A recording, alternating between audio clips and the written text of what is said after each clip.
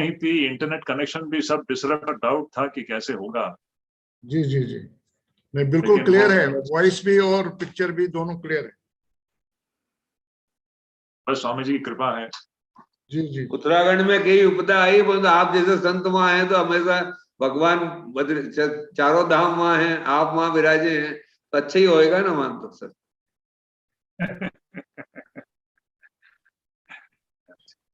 तो शुरू करें स्वामी जी? हाँ, शुरू कर सकते हैं, शुरू कर सकते हैं। चलिए professor Yadav, we can start. जी sir.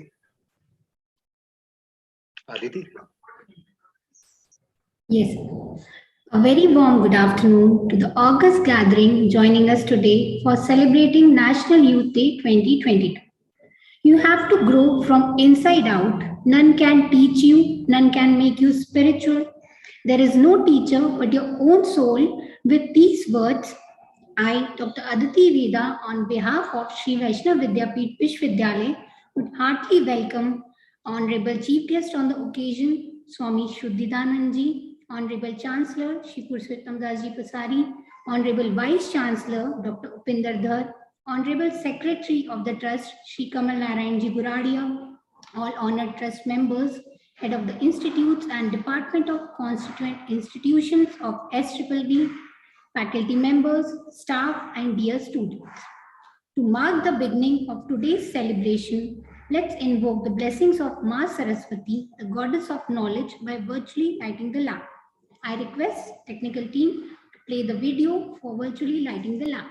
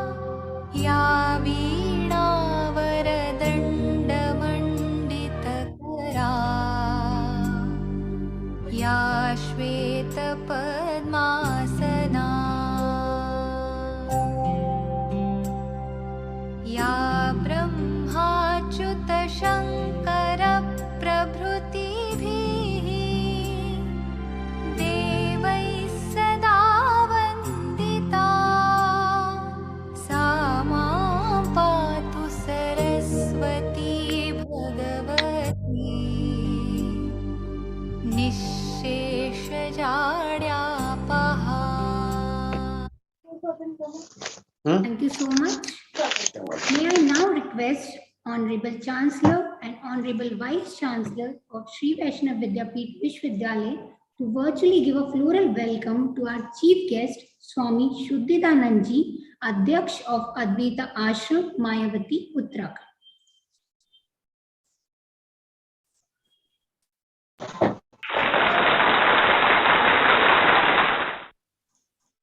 Thank you so much. May I now invite Honorable Vice Chancellor of Sri Vaishnav Vidyapeeth Vishwavidyalaya, Dr. Upinder Dhar, for his welcome address. सबसे पहले स्वामी जी को नमस्कार। Honorable Chancellor of the University, Shri Purushottam Das Ji Pasari, Honorary Secretary of the Vidyapeeth Trust, Shri Kamal Narayan Ji Buradia, all colleagues, faculty members, directors, guests, and my dear students. सबसे पहले आज के दिन का मैं सभी को अभिनंदन करता हूं जब हम यूथ डे मनाते। इनफैक्ट हमारे देश में स्वामी विवेकानंद जी को यूथ आइकन माना जाता है, and he has always been a great inspiration to all of us. जो बातें उन्होंने 100 साल से भी पहले कही, आज भी वो बातें हमें इंस्पायर करती हैं। कई सारे लिटरेचर अब जब देखते हैं तो कई सारे ऐसे कोट्स हैं जो उन्होंने कहे हैं, and they are relevant, very much relevant even today. Swami ji का जन्म 1863 में हुआ था और रामकृष्ण जी की वो पहले मेन, जिसको खास मुख्य डिसाइपल्स में माने जाते थे। उन्होंने बहुत ही यंग एज में अपना शरीर त्याग दिया, लेकिन हम सब के लिए,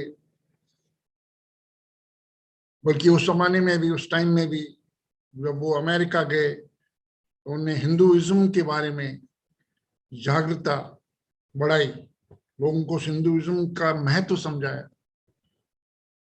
और उनके भाषण के बाद सभी खड़े होकर उनको स्टैंडिंग ओवेशन उस टाइम दिया गया था। उनका भाषण इतना प्रभावशाली था that everybody praised and appreciated.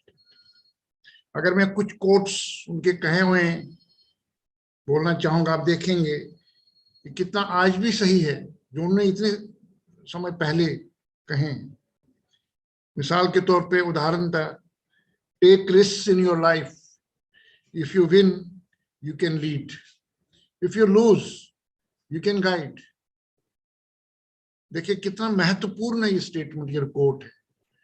आज अब जैसे मैं प्रबंधन का आचार्य रहा हूं, प्रबंधन में पिछले 40 साल से ज्यादा समय से पढ़ा रहा हूं, वहां पे भी हम आज यही बात कह रहे हैं जो कि स्वामी जी ने 100 साल से पहले, 100 साल से भी ज्यादा समय पहले कही थी। It is very much relevant even today. यानी कि अगर विन करे तो लीड करे, अगर लूज भी करे, still you are a winner because you can guide. You have the experience, you earn the experience. Similarly, और एक quote है, strength is life, weakness is death. That means we must emphasize on, must stress on our strengths. हमारी जो strengths है उसको पहचानें और उसको appreciate करें। इसी तरह से experience is the only teacher we have. Best teacher जिसको कहेंगे एक्सपीरियंस है, अनुभव है। We may talk and reason all our lives, but we shall not understand a word of truth. जब तक अनुभव ना हो तब तक वो समझ में पूरी बात मन में नहीं उतरती। अनुभव इज द बेस्ट टीचर, जैसा कि स्वामी जी ने कहा था। If you think yourself strong, strong you will be. That means अगर आप strongly सोचे, सेल्फ कॉन्फिडेंस के साथ सोचे, तो वो विल ऑल्सो बी स्ट्रॉन्ग। लेकिन अगर खुद ही वीक हो, दुर्लभ हो, दुर्लभता जैसे विचार रखें, तो one can not be strong. Take up one idea, जैसे स्वामी जी ने कहा था, मैं कोट करता हूं, take up one idea, make that one idea your life, think of it, dream of it, live on that idea, let the brain, muscles, nerves, every part of one's body be full of that idea, and just leave every other idea alone. This is the way to success. Unquote. Swami ji ने उस समय एक idea की बात करी। आज के जमाने में भी हम आइडिया की बात करें, आइडिया की कितनी इंपॉर्टेंस है, and so on and so forth, to develop an idea bank and build on that idea. That's what he has said so many years back, so many decades back. That's why he's a great inspiration even today for all of us. And जब कभी मन विचलित हो तो स्वामी जी की quotes को पढ़े, it gives a lot of direction and guidance. आज का दिन important दिन है क्योंकि उनका दिन एज ए यूथ डे पूरे देश में मनाया जाता है। हर जगह अलग अलग समय पे कार्यक्रम होते रहते हैं, और इसलिए आज के दिन हम हर साल हम भी मनाते हैं as in our university. And we have one of the Swami ji from Ramakrishna Math, and हम ज्यादा समय उनको सुनने में लगाते हैं ताकि हमें भी इंस्पायरेशन मिले। So with these words I wish you all the best and a great day, youth day, to all the students and everybody who has joined us. Thank you very much. Dhanyavad. Thank you, sir, for enlightening us. Now I request Honorable Chancellor Shri Purushottam Dasji Pasari to address the gathering. नमस्कार। आज के कार्यक्रम के मुख्य अतिथि पूज्य स्वामी श्री सिद्धिदानंद जी अध्यक्ष अद्वैत आश्रम उत्तराखंड के चरणों में साष्टांग प्रणाम करते हुए श्री वैष्णव विद्यापीठ के सचिव श्री कमल नारायण जी बुराड़िया, श्री वैष्णव विद्यापीठ विश्वविद्यालय के कुलपति डॉक्टर उपेंद्र धर जी, श्री वैष्णव शैक्षणिक एवं पारमार्थिक न्यास के समस्त ट्रस्टीगण, साहित्यिक समिति समन्वयक एवं निर्देशक आर्किटेक्ट विशाल यार्ड जी, सभी अतिथिगण, डायरेक्टर्स, हेड ऑफ डिपार्टमेंट्स, विश्वविद्यालय के समस्त अधिकारीगण, शिक्षकगण एवं प्रिय छात्रों, आज हमारे लिए यह अत्यंत ही गौरवमयी क्षण है। इस विशेष दिन को हम प्रतिवर्ष की भांति आज दिनांक 12 जनवरी 2022 को आप सभी की उपस्थिति मनाने जा रहे हैं। मैं आप सबका इस अवसर पर हार्दिक स्वागत करता हूं, अभिनंदन करता हूं। विशेष रूप से आज हमारे बीच पूज्य स्वामी जी श्री सिद्धिदानंद जी महाराज पधारे हैं, उनका विशेष रूप से मैं अभिनंदन करता हूं, स्वागत करता हूं, जिन्होंने आज हमारे बीच आकर हमें गौरवान्वित किया है। राष्ट्रीय युवा दिवस शब्द युवाओं के लिए विशेष महत्व रखता है। आपको मैं बताना चाहता हूं कि संयुक्त राष्ट्र संघ के निर्णयानुसार सन 1985 को अंतरराष्ट्रीय युवा वर्ष घोषित किया गया था। इसके महत्व का विचार करते हुए भारत सरकार ने घोषणा की कि सन 1985 से 12 जनवरी यानी स्वामी विवेकानंद जयंती का दिन राष्ट्रीय युवा दिवस के रूप में देश भर में सर्वत्र मनाया जाए। वास्तव में स्वामी विवेकानंद आधुनिक मानव के आदर्श प्रतिनिधि हैं। विशेषकर भारतीय युवाओं के लिए स्वामी विवेकानंद से बढ़कर दूसरा और कोई भी नहीं हो सकता है। उन्होंने हमें कुछ ऐसी बौद्धिक धरोहर प्रदान की जो हमें अपनी भारतीय परंपराओं के प्रति एक प्रकार का अभिमान जगा देती है। स्वामी जी ने जो कुछ भी लिखा है वह हमारे लिए हितकर है और होना ही चाहिए तथा वह आने वाले लंबे समय तक हमें प्रभावित करता रहेगा। प्रत्यक्ष रूप से उन्होंने वर्तमान भारत को दृढ़ रूप से प्रभावित किया है। यकीनन ही भारत की युवा पीढ़ी स्वामी विवेकानंद से प्राप्त होने वाले ज्ञान, प्रेरणा एवं तेज के स्तोत्र से लाभ उठाएगी। आप सभी को यह अवगत कराते हुए अत्यंत हर्ष का अनुभव हो रहा है कि श्री वैष्णव विद्यापीठ विश्वविद्यालय समाज के विभिन्न क्षेत्रों की जरूरतों को विविध विधाओं में उच्च शिक्षा के माध्यम से पूर्ण करने की ओर प्रयासरत है तथा अल्प समय में ही यह विश्वविद्यालय प्रादेशिक एवं राष्ट्रीय स्तर पर उन्नतिशील संस्थान के रूप में अपने आप को प्रतिष्ठित करने में सफल रहा है। विश्वविद्यालय में उत्कृष्ट तथा उच्च गुणवत्तापूर्ण प्रशिक्षण, अनुभवी प्राध्यापक, सर्व सुविधा युक्त प्रयोगशालाएं एवं अध्ययन तथा अध्यापन हेतु अनुकूल वातावरण छात्र छात्राओं को उपलब्ध है। श्री वैष्णव ट्रस्ट एवं इसकी सहयोगी संस्थाओं ने गत 138 वर्षों से इंदौर शहर में नर सेवा नारायण सेवा इस मंत्र को आधार मानकर जन सेवा एवं जन कल्याण संचालित किए हैं। इसी कड़ी में सभी पूर्ववर्ती संस्थापकों की दूरदर्शितापूर्ण नीतियों के क्रियान्वयन के फलस्वरूप शिक्षा के क्षेत्र में सन 1951 में श्री क्लास मार्केट वैष्णव हायर सेकेंडरी स्कूल की स्थापना के साथ अपना पहला कदम रखा था। यह विद्यालय स्थापित होना श्री वैष्णव ट्रस्ट के इतिहास में टर्निंग पॉइंट सिद्ध हुआ। इसके पश्चात 1962 में श्री वैष्णव पॉलिटेक्निक, 1967 में श्री वैष्णव वाणिज्य महाविद्यालय, 1981 में श्री वैष्णव बाल मंदिर,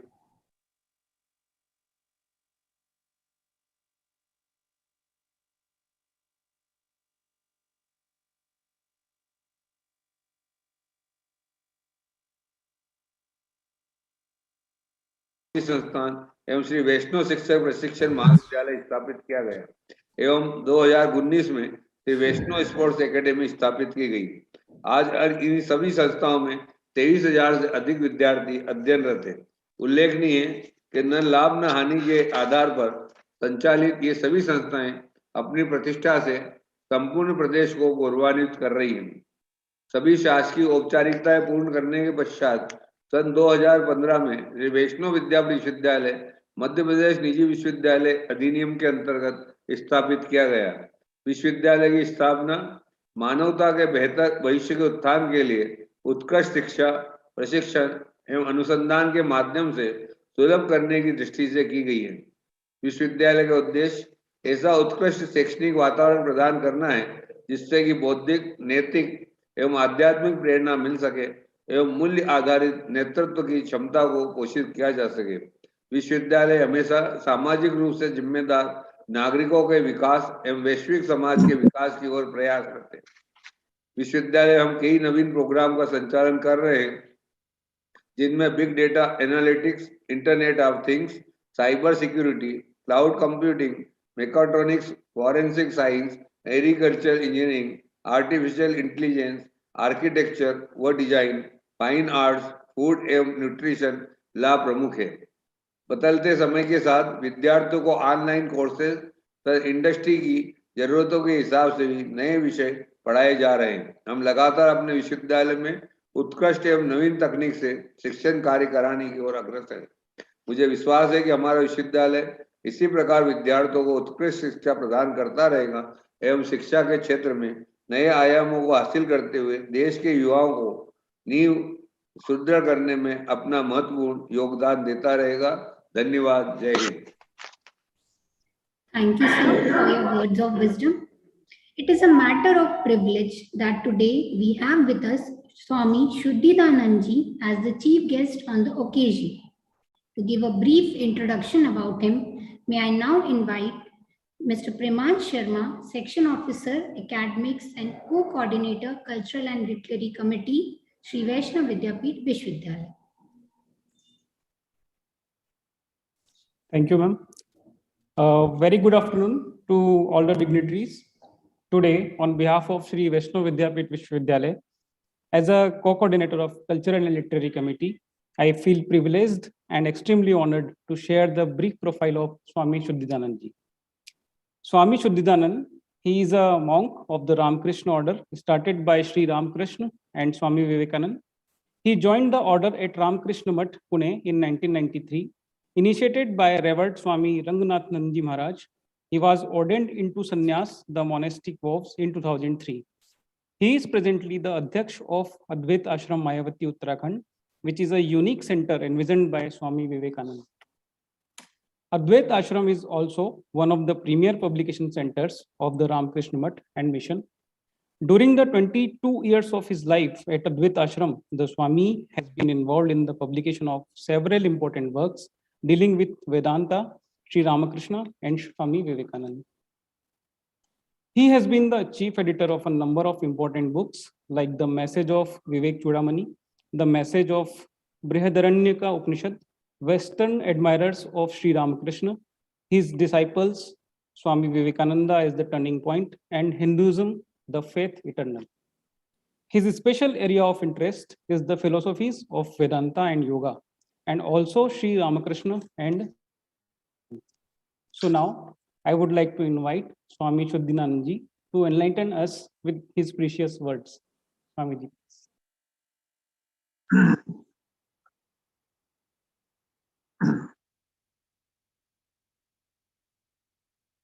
Om Purnamada Purnamidam Purnat Purnamudachyate Purnasya Purnamadaya Purnameva Vashishyate. Om Shanti Shanti Shanti Hari Om. Namah Shri Yatirajaya Vivekananda Suraye Satchit Sukhaswarupaya Swami Netapaharine. Hari Om Tat Sat. Hari Om Tat Sat. Hari Om Tat Sat.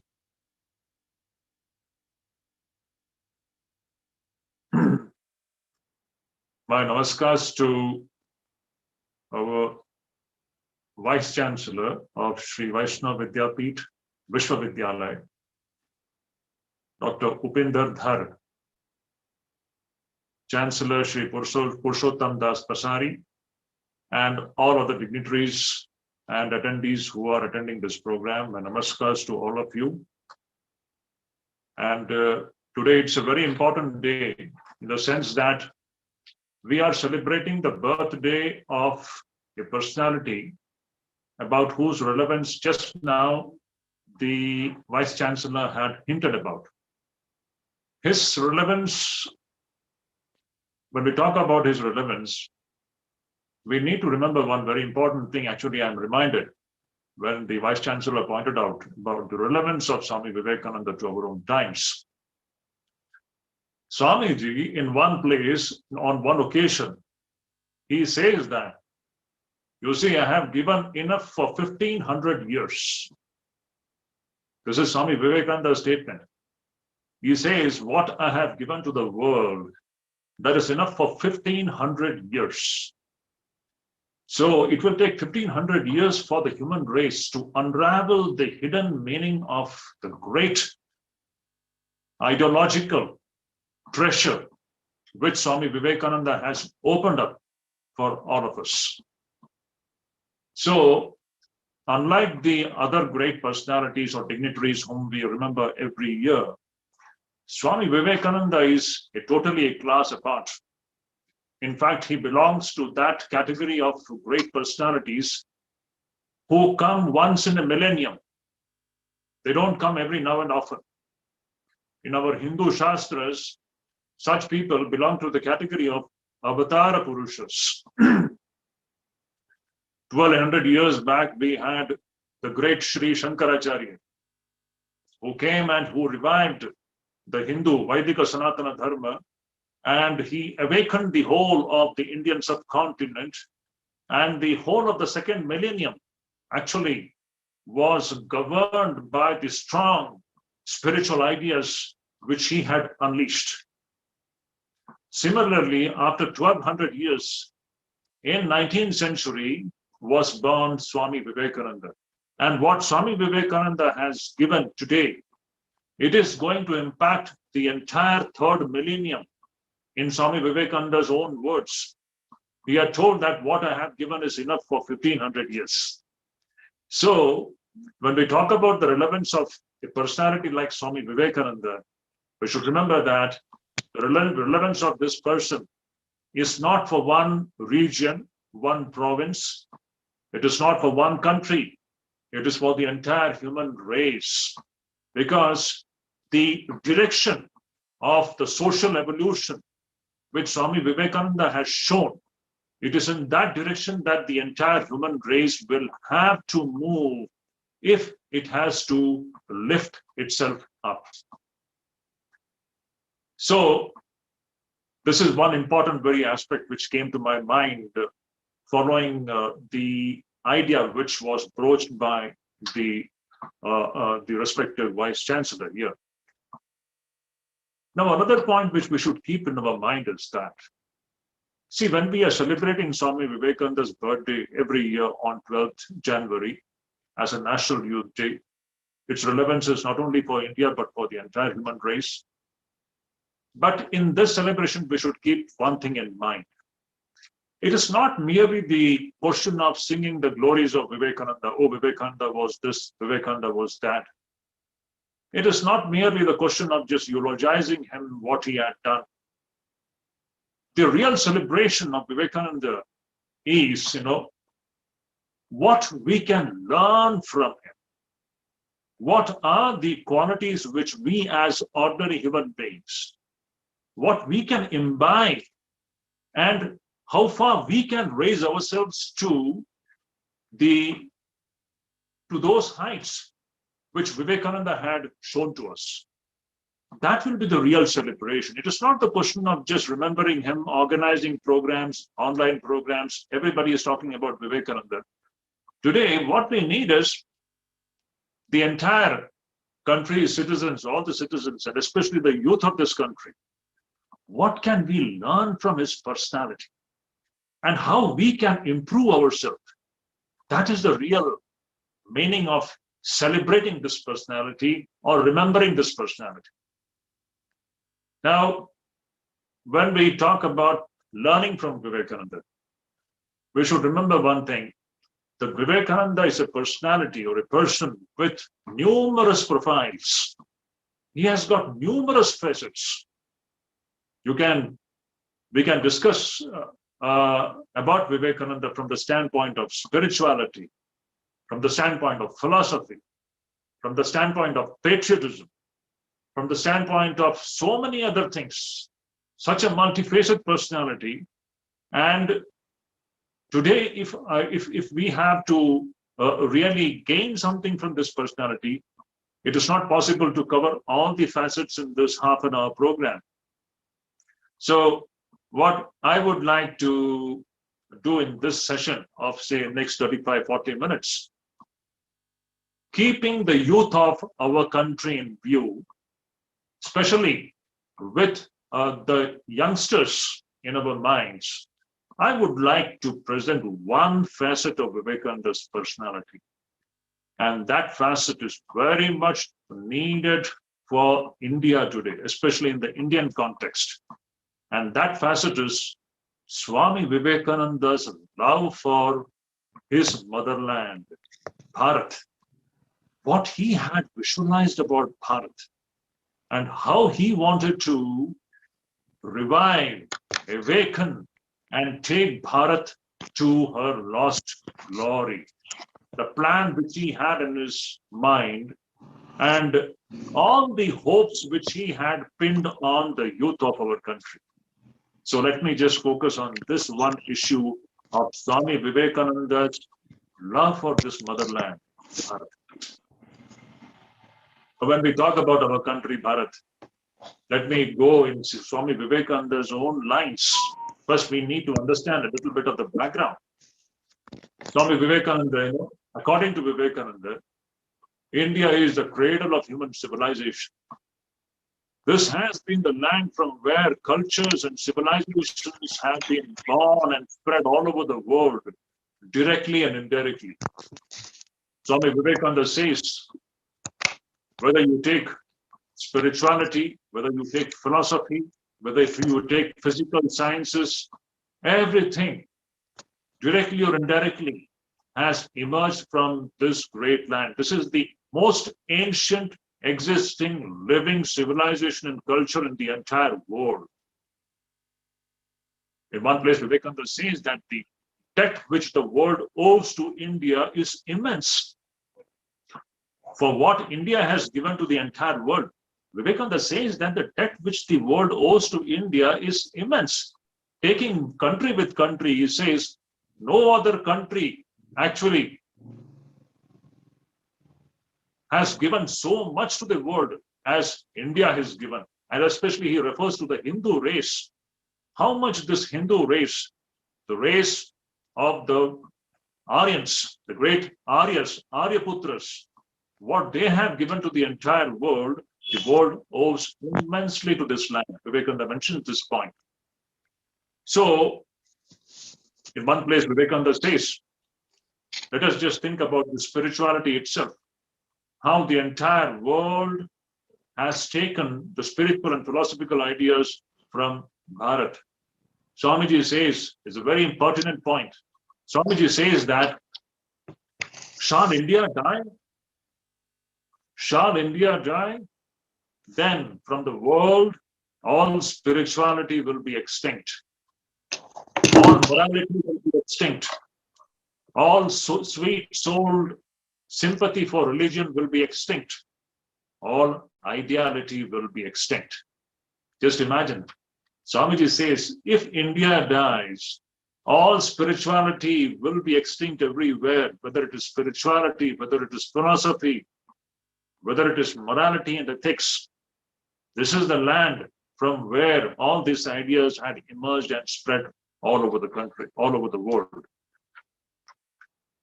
So this is the great glory, and we know India had been the most richest country in the entire, its entire historical existence. It was only in the second millennium, from 1000 AD, since the Islamic invasion took place, and followed by that, the British occupation of this country, all these things, and coupled with many socio-political factors, this country began to degrade. And in the 19th century, we find the greatest and the richest country, Bharat, had become one of the poorest country in the world. Now let me come back to Vivekananda. See, Vivekananda, it's a very interesting chapter in Vivekananda's life.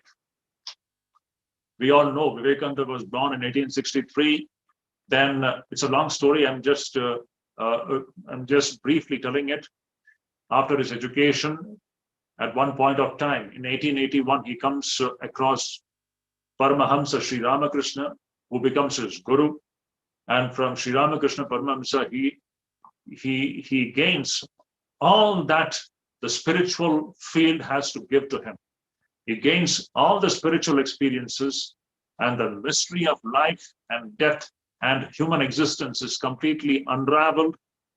And this great Vivekananda, he is being given the power by Sri Ramakrishna to do great things for the benefit of the entire human race. All these things happen between 1881 and 1886. In 1886, Sri Ramakrishna, Swami Vivekananda's guru, passes away. And after 1886 comes a very important chapter in Swami Vivekananda's life. After the passing away of his guru, what happens? At that time, he had not yet become Swami Vivekananda. He was just Naren. This young man, Naren, he goes all over this great land of Bharat. Leaving West Bengal, present-day West Bengal, he goes to the northern parts of India. He goes to so-called present-day Uttar Pradesh, and even to Uttarakhand, Rajasthan, and coming down to Western India, Maharashtra. He comes down to Kanyakumari. This was his day of his years, a few years of peregrination all over this great land. And this was a time when he comes face to face with our motherland, India. From Sri Ramakrishna, he had gained everything that Vaidika, Hindu Vaidika Sanatana Dharma had to give him. And this great Vaidika Hindu Sanatana Dharma was born in this Bharat. That is the very soul of this country. Now, there was a need for Vivekananda to come in touch with this country itself. This country where this great Vaidika system of thought was practiced and which was lived. So what was the condition of this country? Vivekananda, throughout his peregrination, after coming down to Kanyakumari, we know that famous incident. On that rock, which is today known as Vivekananda Rock, Swami Vivekananda sat there for 3 days and 3 nights. It's one of the very important, very touching, very inspiring event, an episode in Swami Vivekananda's life from which all of us can learn great lesson, especially the youth of this country. Just imagine this penniless monk, a monk who doesn't have a single paisa in his pocket. He walks throughout the length and breadth of this land, and he comes down to that southernmost tip of this subcontinent, and he sits on that rock, which is today known as the famous Vivekananda Rock. There he sits and meditates for 3 days and 3 nights. You know, so what is the speciality of this episode? Now, what does a monk usually meditate upon? This is the question. The object of meditation for a monk. The object of meditation for a monk is obviously God, Parameshwar, Paramatma, Brahman, Ishvara. He meditates upon Parameshwara. This is his object of meditation. What else can a monk meditate upon? But here was a very unique sadhu, a monk, for whom the object of meditation was not Parameshwara or Paramatma. For 3 days and 3 nights, this young sannyasi was meditating on his motherland, Bharat. 3 days and 3 nights. See, we use the word meditation. We don't even know what meditation is. And Narendranath or Swami Vivekananda was a Siddha in meditation. For him, meditation means straight away going and immersing his whole being into that object of meditation. We can't even imagine that. The Swami Vivekananda's whole soul was immersed in only one single thought. And that was the thought of his motherland, India, Bharat. And through his Rishi's vision, he was looking into the past of this great country.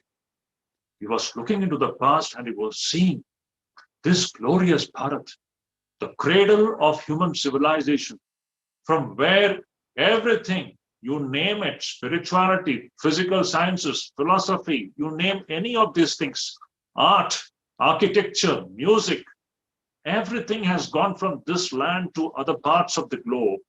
And the richest country in the world, this great land has come to this pathetic plight. What was the condition of Bharat in 19th century, which Swami Vivekananda had seen firsthand? Vivekananda's heart was bleeding. His eyes was filled with tears sitting on that rock. He was seeing that the greatest nation in the world had become the most poorest and most pathetic country in the world. 30 crore of his brothers and sisters. We are talking about 1890s. Dear friends, in 1890s, India's population was roughly around 30 crores. Swami Vivekananda says 30 crore of our brothers and sisters languishing in poverty and ignorance and darkness. How did this happen? What was the reason of this downfall of this great country? This was the one thing which was literally stabbing his heart. Vivekananda was literally weeping, thinking about his motherland and the state of his countrymen. But this is not the entire story. Vivekananda was seeing the past of this country, the great land. He was seeing the present of his times, in 1890s, the pathetic state of Bharat. But he was also looking into the future of Bharat. He was seeing what is going to come in the future centuries. And he was seeing that this very Bharat, which is now today the poorest and the most pathetic country in the world, this Bharat is once again going to rise. This was his vision. In his own words, he says, the longest night seems to be passing away. The sorest trouble seems to be coming to an end at last. The seeming corpse appears to be awakening. India, this motherland of ours, is awakening from a deep, long slumber. None can resist her anymore. No outward power can hold her back anymore. No one can now defeat her anymore, for this infinite giant is rising to her feet. These were the words of Vivekananda. He was seeing the future of this country and in his own words, Vivekananda had said that the future of India is so glorious that all the past great attainments would pale into insignificance. These were Vivekananda's observations. Now, so much so for everything fine. Now we are talking about the great future of India. Vivekananda had visualized, he had seen that India is once again going to conquer the entire world by her spirituality. That was Vivekananda's mission. Vivekananda says, once again, India has to conquer the entire world by her spirituality. Up India, conquer the world with your spiritual thought. This was Vivekananda's message. Now, if this was Vivekananda's vision about the future of this country, vision is vision, but how to make it a reality, how to make it a fact, that was also a great thing. Swami Vivekananda says, if you really love your country, if you're really a patriot, we all talk about patriotism. If you're really a patriot, there are three things necessary for that. First of all, you have to intensely feel for your country.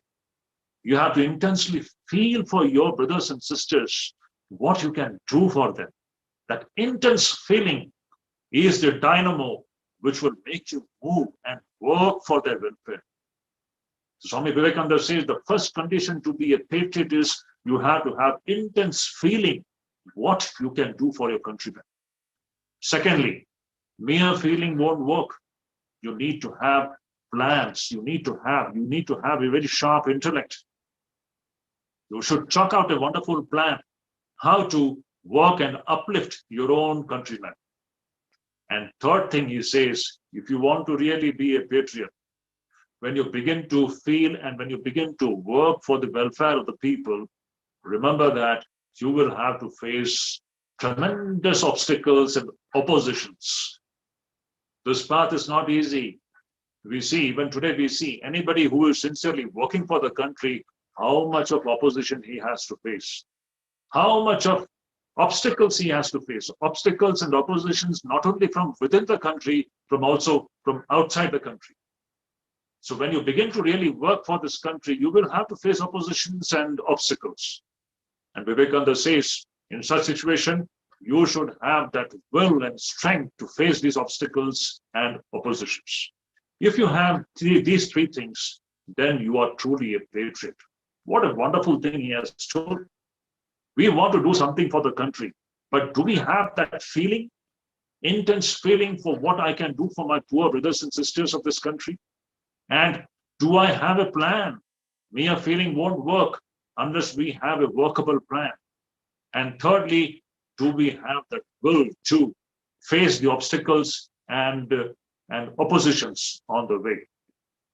So in this way, Vivekananda had chalked out a wonderful plan of how to once again awaken our motherland. And his whole hopes, his entire hopes was pinned upon one section of the Indian population, and that was the youth of our country. He knew that it is the youth of Bharat, the youth, the young generation of our country, they are going to build the future India. That is why he had invested a great amount of energy in showing the path how the youth of the country can dedicate their lives for the uplift of our motherland. Now here comes two important points. If you just squeeze Vivekananda's life and his teachings and his plan for India, we find two things very clearly. Today we are remembering Swami Vivekananda, and I am focusing on one important facet of Vivekananda's personality, that is patriotism. Swami Vivekananda was the first and the greatest nation builder of the modern times. Once again, I repeat, Swami Vivekananda was the first and the greatest nation builder of the modern times. It was he who initiated the process of building Bharat. And Swami Vivekananda very clearly knew that this nation building is impossible. It cannot become a reality unless the character of our young generation is built. So nation building based upon character building, this was his plan.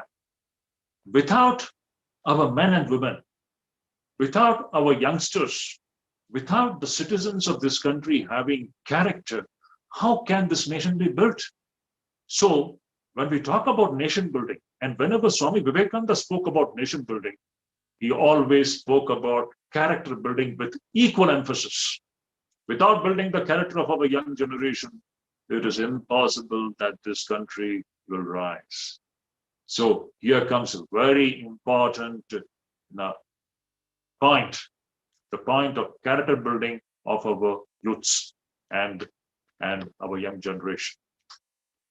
Now comes, what do we mean by character building? What was Vivekananda's idea of this character building? For Vivekananda, the entire meaning of character building was man making. Character building means man making. Man making. Swami Vivekananda again and again stressed this important point. Men, men, men. Men are wanted. Where are the men? Where are the men and women, the real men and women who can work for this country? Where are they? Selfish people, absolutely self-centered, constantly worrying only about myself, myself, me, my this, my that. Can they do anything for the country? Where are the real men, real women? When I use the word men, when Swami Vivekananda used the word men, it is gender neutral. It doesn't mean men in a literal sense. It means men and women. Where are those men and women, selfless, completely dedicated for the cause of the human race and humanity? Where are such selfless men and women? So Swami Vivekananda said, what I want is men. मनुष्य कहाँ है? पहले मनुष्य बनो। कहाँ है ऐसे मनुष्य जो कि देश के लिए अपना सर्वस्व न्योछावर कर सके और देश के लिए काम कर सके? ऐसे मनुष्य कहाँ हैं? पहले मनुष्य बनो. Become a man. Now, what do we mean by becoming a man? Here comes a very great philosophical and spiritual aspect of this entire discussion. What do we mean by becoming men? You see, Swami Vivekananda in his teachings, he speaks about, and this is the idea of our Vaidika Sanatana Dharma. He says, where lies the difference between men and animals? There is a famous verse in our Shastras which says that Ahara Nidra Bhayamaithunam cha etat samanam pashubhir narana dharmaiva tesham adhika vishesha dharmaiva vinah nara pashuv samana. This is a wonderful idea. It says, see, what is the common factor between the animals and the human beings? It means, you see, ahara nidra bhayamaithunam, eating and sleeping, eating, drinking, sleeping, being gripped by fear, and then sensuality or sensual pleasures. These are the common factors between animals and the human beings. There is no difference. Animals also eat and drink, they sleep, they are also gripped by fear, they have their sensual enjoyments, and that is all. Human beings are also absolutely not different from the animals because we also keep on doing the same thing, eating, drinking, sleeping, having some enjoyment, sensual enjoyments, and one day dying. There's no difference between the animals and the human beings as far as these things are concerned. So where lies the difference? The difference between animals and the human beings lies only in one factor. The Western education system or the Western thinkers will say that human being, we are thinking beings. This capacity to think differentiates us from the animals. It is right, it is not wrong, it is right. But that is not the complete picture. The true differentiation, what really makes us human beings is something different, something completely different. What is that? What makes us human is the capacity to awaken our spiritual consciousness. This is what actually differentiates us from animals. Animals cannot do this. This capacity, we have been endowed by the divine. We have been endowed with a very special faculty, capacity, by which every human being can awaken one's own human consciousness, divine consciousness. This awakening of the divine consciousness is which actually differentiates human beings from the animals. And being born in a human body, if we are not doing this, we are actually not different from animals at all. So he or she is truly human being in whom the divine consciousness is awakened. When we talk about divine consciousness, what is this divine consciousness we are talking about? It needs a little bit of explanation. You see, we think that we are this body, and in and through this body, we are seeing this entire world and creation. If we think that this is the whole of the picture, we are mistaken. Behind this body and mind, and behind what we are seeing through our sensory system, there is a great dimension which is not perceptible to us in our present state of consciousness. And it is the human being alone who has got the capacity to access that internal dimension. Now, to have the experience of this internal dimension, which our Shastras talk about as the Atman or Ishwar or Bhagavan, which is residing in our own hearts, to awaken this Bhagavat Bodha, Ishvara Bodha, Atma Bodha. This is what actually differentiates us from animals. Animals cannot do that. Human beings alone can do this.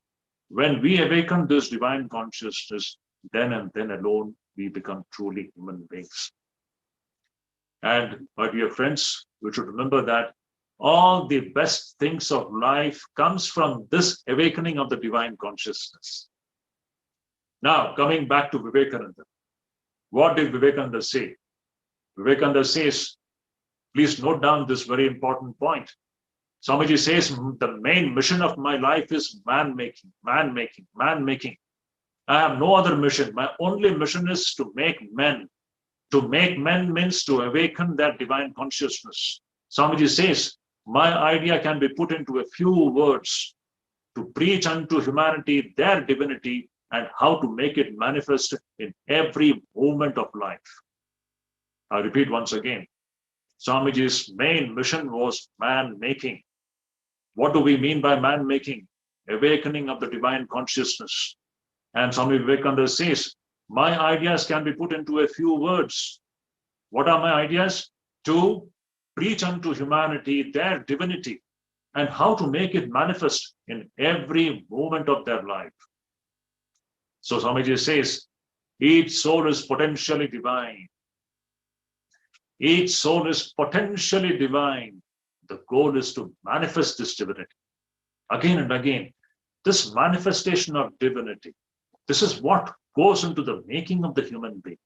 When this divine consciousness is awakened, then all the best things of life comes to us. Swamiji says in one place, teach yourself, teach everyone his real nature. Call upon the sleeping soul and see how it awakens. Power will come, glory will come, goodness will come, purity will come, and everything that is excellent will come when the sleeping soul is roused to self-conscious activity. What rousing message to the entire human race, especially the youth of our country. In our modern education system, now I am addressing to this Sri Vaishnava Vidyapit Vishwavidyalaya. It's an education institution. I asked this question, what is our education dealing with? Only with the world which we are seeing through the sensory data? In our syllabus, do we have anything to do with this awakening of divine consciousness? In our education curriculum, is there any place for this area of scientific inquiry of one's own true nature? It is not there. In India, this kind of education, the spiritual education, spirituality was the very basis of Indian education system from ages together. After the English came, we completely dismantled that earlier education system, and the new English education system was grafted on the Indian soil. And since then, last 200 years, our generations of our youth have been completely brainwashed to understand reality in its only one dimension. They have absolutely no idea about the other dimension of this reality. Swami Vivekananda has come to teach us that this is the one thing which can give us the best things of life. So Swami Vivekananda says, teach yourself, teach everyone his real nature. Call upon the sleeping soul and see how it awakens.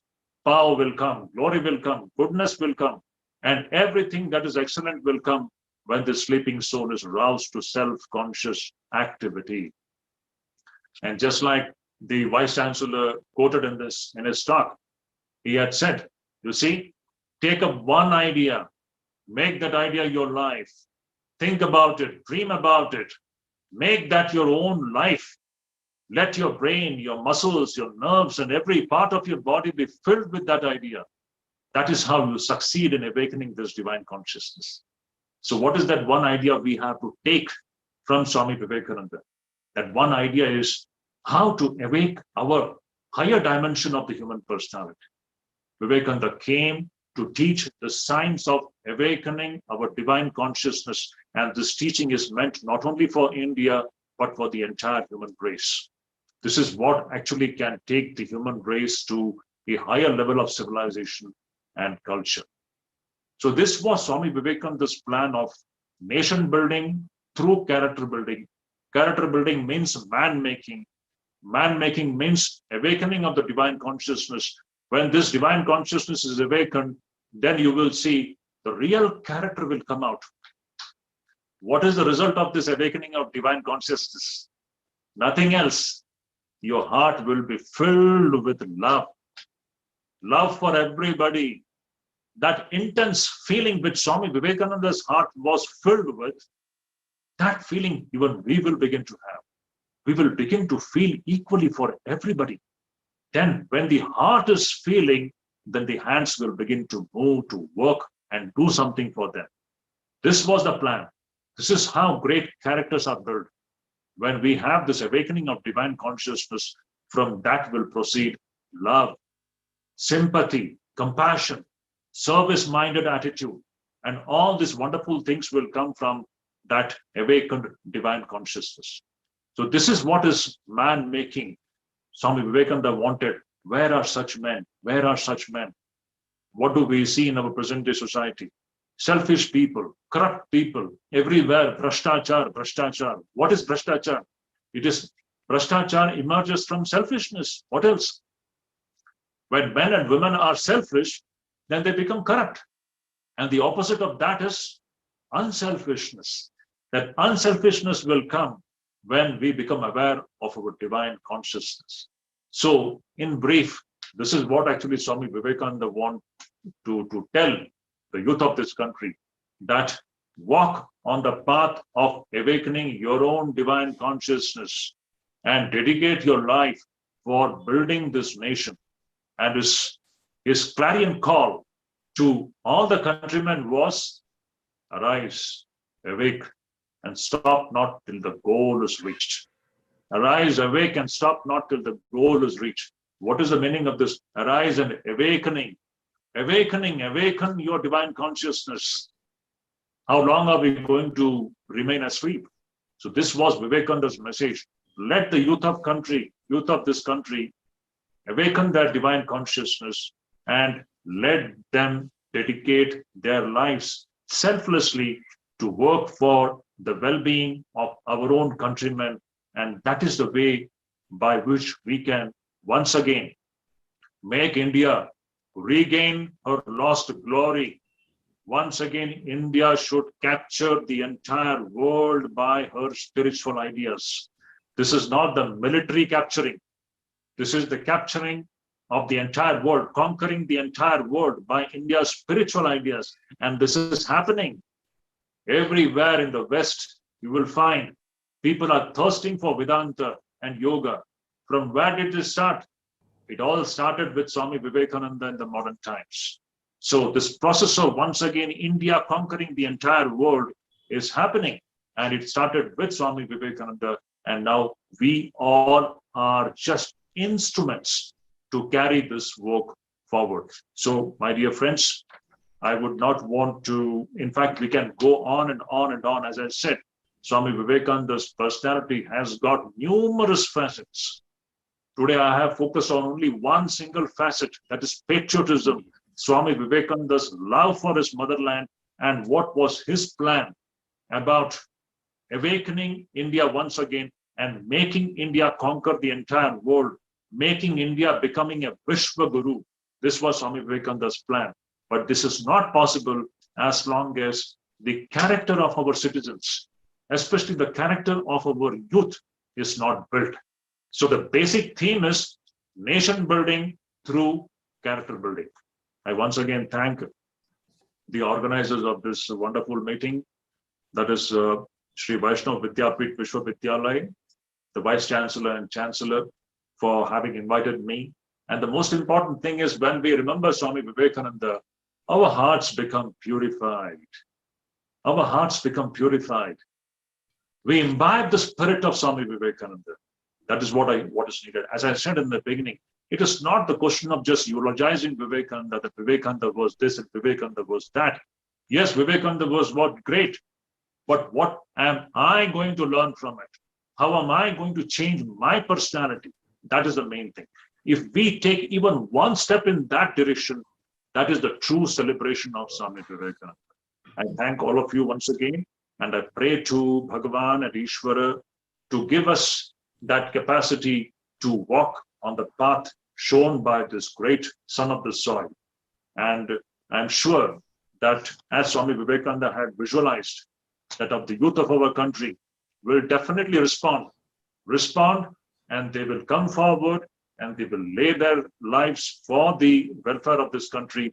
And in the coming centuries, perhaps we may not be alive to see that, but already it is happening. We will once again our lost. Thank you. Namaskars. Thank you so much, Swamiji, for enlightening us. Now I would like to request our audience, if they have any questions from Swamiji, they can post their questions in the Q&A section or in the chat box. I would read it out for them.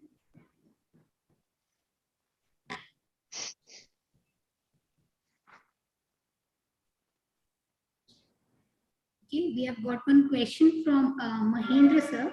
He has asked that as Vivekananda said, that human beings have infinite potential. So how to develop it, Swamiji? I think we have already, I have spoken about it. What is this infinite potential that we are talking about? Whoever asked this question, I want to tell him that, what is this infinite potential that we are talking about? See, if you think that this world which you are seeing through your sensory system, am I audible? Yes, sir. Yes, I hope you're hearing. Yes, sir. Yes, sir. Yeah, please. See, what is this infinite potential that we are talking about? This infinite potential is not, it doesn't come from the sensory realm. This world which we are seeing through our 5 sense organs, if we think that this is the whole of the thing, we are in a great delusion. Number one. Secondly, if every man and every woman, whoever is listening to this talk, if he or she thinks that he or she is only the body, again, he or she is in a great delusion. There is something beyond this body-mind complex. This infinite potency which Swami Vivekananda talks about, this infinite potency which Upanishads and Bhagavad Gita talks about, Swami Vivekananda has not spoken anything new. This is the eternal spiritual knowledge found in the Upanishads and the Gita. The secret of this infinite potency lies in our Atman, the true nature of every human being, every man and every woman. We are not this puny body-mind complex which we experience. We are beyond this body-mind complex. Now the next question comes, अरे इसको हम लोग experience कैसे करेंगे? हम तो आत्मा की बात तो कर ही रहे हैं. इस देहेंद्रिय संघात के पीछे एक आत्म तत्व है, जिसकी शक्ति, जिसकी सत्ता असीम है, उसमें कोई सीमा नहीं है. ये सीमा रहित ऐसी एक शक्तिशाली एक केंद्र हमारे भीतर है, वो हमारा स्वरूप है. Now, how to experience that swarupa? There comes the great science of yoga, a beautiful word. Generally, when we talk about yoga, we think only about yogasanas.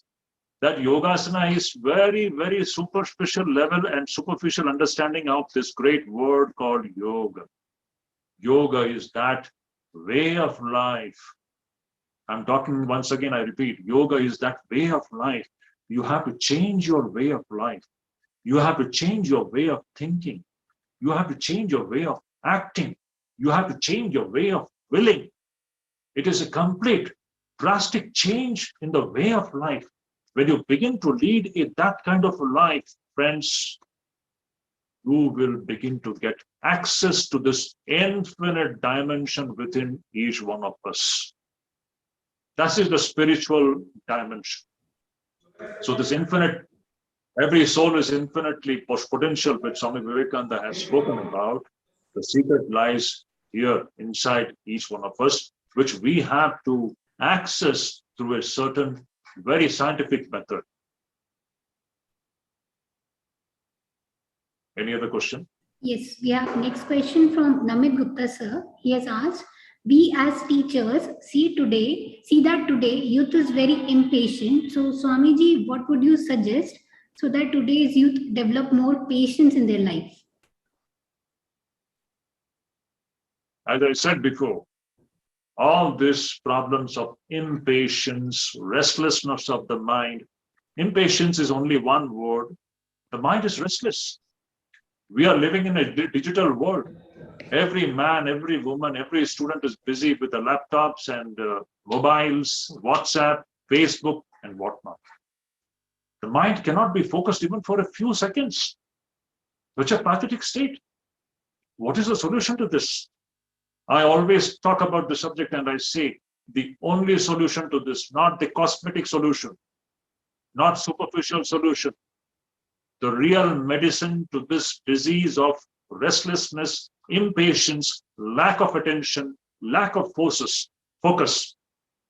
The medicine for all these problems is the practice of yoga.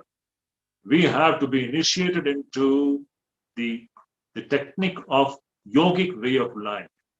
The yogic way of life is a complete, comprehensive human philosophy of understanding one's own true self. When we adopt this way of life, then will come a gradual and a graded change in our personality and the quality of the mind. We have to learn the lessons of keeping quiet. Always restless, restless, restless. Here comes the importance of the practice of meditation. At least morning and evening, everybody should sit quiet for some time. These are all the ancient way of life which we have given up. Today, the world is wanting it. The West is thirsting to know more about the techniques of meditation. How to still the restless mind. How to still the impatient mind. This is completely a different and independent science. It is not possible for me to go into the details of the subject now here. But in one sentence, to the question which this questioner has posed, the answer is get initiated into the way of life which is known as yoga. It is the way of life by which you slowly gain mastery over your own mind. You become the master of your own mind. So please get initiated, find out from where. I can say, if you want to know more about this subject, please read the 4 yogas of Swami Vivekananda. Number 1, Karma Yoga. Number 2, Bhakti Yoga. Number 3, Raja Yoga. And number 4, Jnana Yoga. These are the 4 beautiful books. Start with Karma Yoga. Karma Yoga you can start with, and you will begin to know slowly how to make your mind calm and how to get control over it. Thank you so much. So we have one more question. So our one of the young faculties has asked that आज का युवा पीढ़ी हमें बात करें तो वो काफी असमंजस की स्थिति में रहते हैं कि एक तरफ तो उन्हें लगता है कि चेंज भी बहुत सारा चेंज आ रहा है, तो चेंज के साथ साथ उन्हें चेंज को भी अडेप्ट करना है और उस चेंज के कारण कहीं ना कहीं वो अध्यात्म से दूर होते जा रहे हैं. So how can today's youth make a balance between the today's technological world and the spirituality part? See, first of all, you have to ask yourself a question. What do you want in life? पहले आप इस बात को आप निर्धारित कर लीजिए कि आपको जीवन में क्या चाहिए. आपको अगर इस संसार की वस्तुओं से ही आपको अगर प्रेम हो, तब आध्यात्मिकता आपके पास नहीं आएगी. आप इस संसार के वस्तुओं के पीछे आप भागते क्यों हैं? एक बात देखिए, आपके इस प्रश्न का सिर्फ सतह पर मैं उत्तर देना नहीं चाहता, उसके आपको गहराई में जानी होगी. प्रश्न ये है सर, ये आपका ही प्रश्न नहीं, ये सभी का प्रश्न है. हम जीवन में चाहते क्या है? मैं आपसे प्रश्न करता हूं. हर नर नारी, हर व्यक्ति सुखी होना चाहता है. कोई इसमें कोई कोई संदेह है? हम सब सुखी होना चाहते हैं, लेकिन हमें पता नहीं कि सुख कहाँ है। यही हमारी विडंबना है। This is our biggest predicament, we don't know where happiness is. हम बहुत से भ्रांति में जीते हैं, बहुत से भूल भ्रांति हमारे मन में ऐसी इतने भ्रम होते हैं कि हम गलत दिशा में ही भागते रहते हैं। हमें लगता है कि पैसा होने से हम सुख शांति को प्राप्त कर लेंगे। आप खुद सोच के देखिए, ये सच है ये झूठ। हम सोचते हैं कि फलाना फलाना चीज मिल जाने से हम सुखी हो जाएंगे, यह घर होगा, वो गाड़ी होगी, यह बंगला होगा, विदेश जाएंगे, इससे शादी करेंगे, वो करेंगे, मौज मस्ती करेंगे। हम समझते हैं कि इन सब चीजों से हम जीवन में सुख और शांति को प्राप्त करेंगे। आज तक कोई सुखी और शांति हो पाया है क्या इस रास्ते पर? सो ये प्रश्न हमारे सामने सदैव रहता है कि हम चाहते क्या हैं। हम चाहते हैं सुख, लेकिन हमें इस बात का हमें ज्ञान नहीं है कि सुख कहाँ पर है, वास्तविक सुख कहाँ पर है, इस बात का हमें ज्ञान नहीं। तो आप जिस बैलेंसिंग की बात कर रहे हैं, बैलेंसिंग की तो बात है, मैं मानता हूं, लेकिन प्रायोरिटी को निर्धारित कर लीजिए। You have to be very clear about one thing you should know, real सुख शांति विल कम ओनली फ्रॉम अध्यात्म। प्लीज आप इसको लिख लीजिए, आपके सामने अगर पेपर है तो इसको लिख के रख लीजिए। सही वास्तविक शाश्वत सुख और शांति सिर्फ और सिर्फ अध्यात्म से ही आती है, उसका और कोई केंद्र नहीं है। इसको आप लिख करके रख लीजिए मेरे भाई मेरे बहन, नहीं होता। तो अध्यात्म आधारित जीवन जी, योर लाइफ वॉट एवर, आप इंजीनियर होंगे, आप डॉक्टर होंगे, आप लॉयर होंगे, आप आईटी स्पेशलिस्ट होंगे, जो भी होंगे आप, लेकिन आपका जीवन का जो आधार है वो आध्यात्मिक होना चाहिए।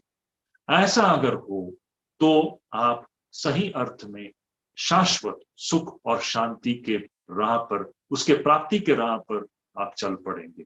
नहीं तो अध्यात्म रहित जो हमारा जो जीवन है वो तो सारे अशांति का मूल है। Thank you, Swamiji, for enlightening us.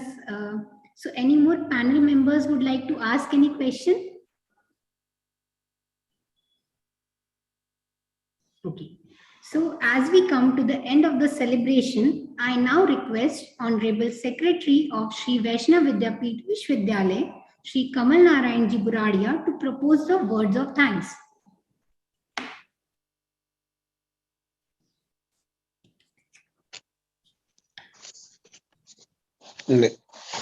Vivekananda जयंती के अवसर पर नेशनल यूथ डे कार्यक्रम के मुख्य अतिथि परम श्रद्धेय स्वामी शुद्धिदानंद जी, वैष्णव विद्यापीठ विश्वविद्यालय के कुलाधिपति श्री पुरुषोत्तम दास जी पसारी, कुलपति डॉक्टर उपेंद्र धर जी, वैष्णव ट्रस्ट समूह के सभी न्यासीगण, संस्थान के डायरेक्टर्स, एचओडीज, फैकल्टी मेंबर्स एवं हमारे युवा साथियों, हमारा जैसा कि स्वामी जी ने बताया, हमारा देश युवाओं का देश है। एक सुशिक्षित संस्कृतिवान युवा एक सभ्य और प्रगतिशील समाज की नींव है। आज हमारे युवा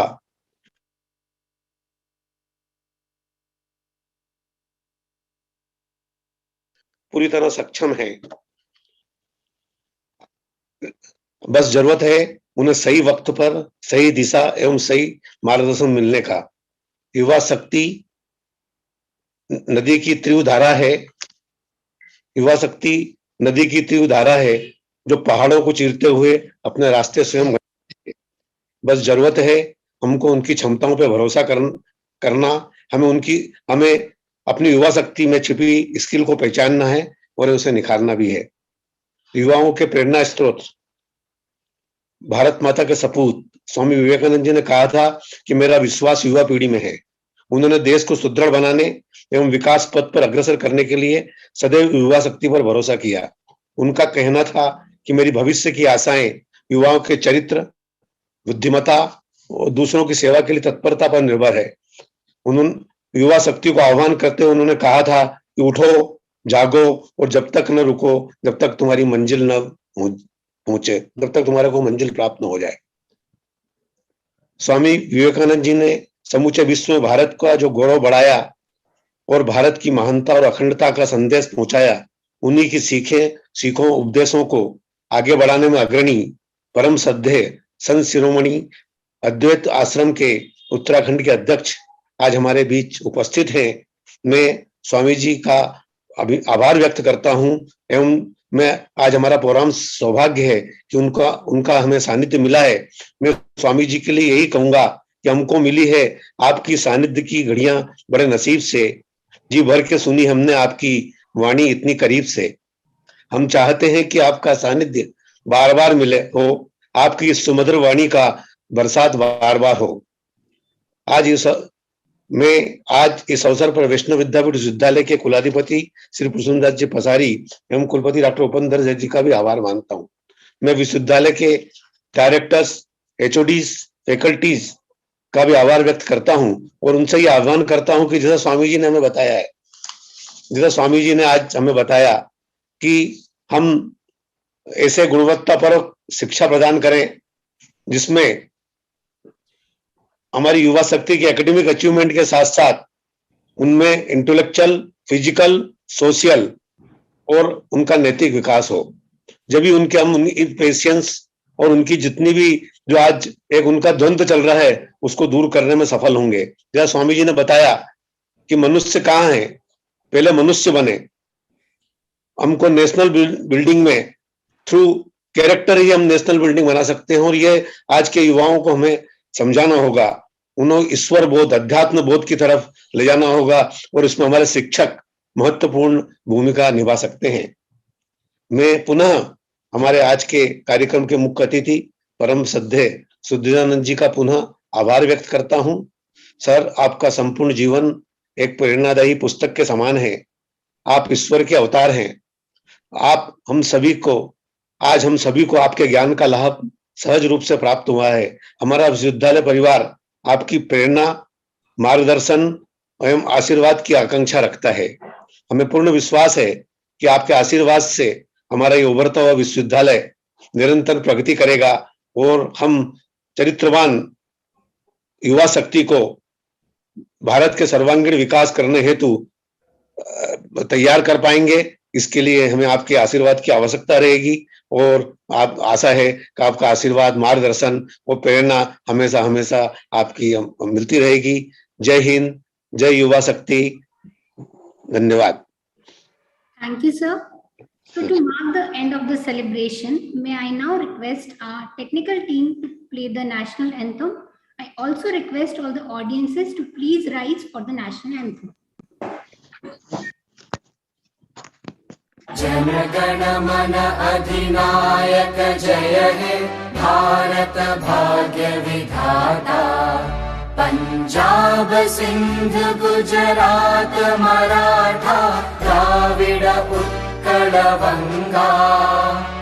विंध्य हिमाचल यमुना गंगा उच्चल जलधि तरंगा। तव शुभ नामे जागे, तव शुभ आशीष मांगे। गाहे तव जय गाथा, जन गण मंगलदायक जय हे भारत भाग्य विधाता। जय हे, जय हे, जय हे, जय जय जय जय हे।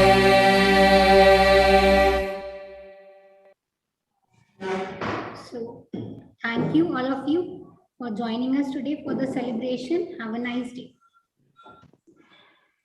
हो गया, तो ये तो एकदम से निकल गया।